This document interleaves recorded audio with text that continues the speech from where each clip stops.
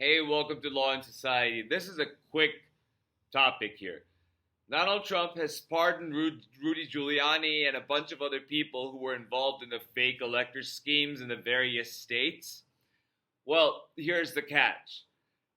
These fake elector schemes that were indicted and there were criminal cases, like in Georgia and in Nevada, they were they were charged under state charges. And the President of the United States can only pardon people for federal crimes, not for state crimes.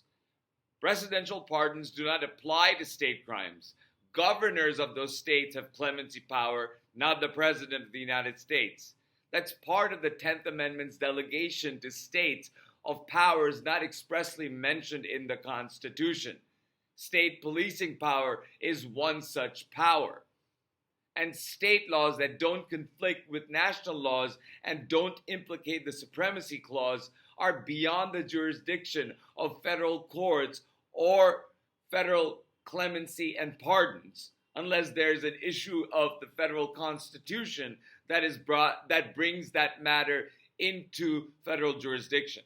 So Donald Trump's pardons are not only largely symbolic, but they're just a way of trying to intimidate states like Georgia, governor of Georgia, and states like Nevada, where the Supreme Court there just said that the fake elector case was brought in the right venue and the case will proceed in that venue. And I think that there's going to be an assignment of a prosecutor in the case in Georgia. And I believe that Donald Trump's pardons of these people is symbolic to the extent that, the president pardoned me, but legally speaking, it has no weight because state crimes presidents cannot pardon for. Only governors of those states can grant clemency for state crimes.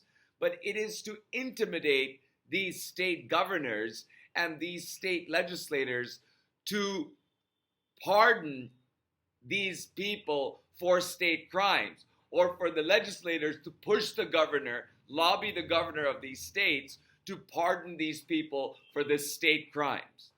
And I sure hope that these governors don't succumb to that pressure, don't capitulate to Donald Trump. I sure hope Brian Kemp doesn't, because he has no reason to.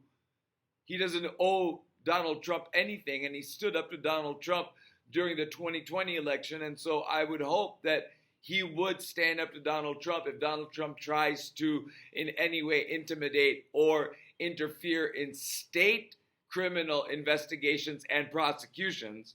And I would hope the same of the Nevada governor. I don't know what their name is. So we'll have to see what these cases happen, and as we go along, what Donald Trump has to say about these cases. But remember, Donald Trump does not have the authority or the power under the U.S. Constitution to pardon people for state crimes. With that said, please like, share this information, and remember to subscribe, and I'll talk to you soon.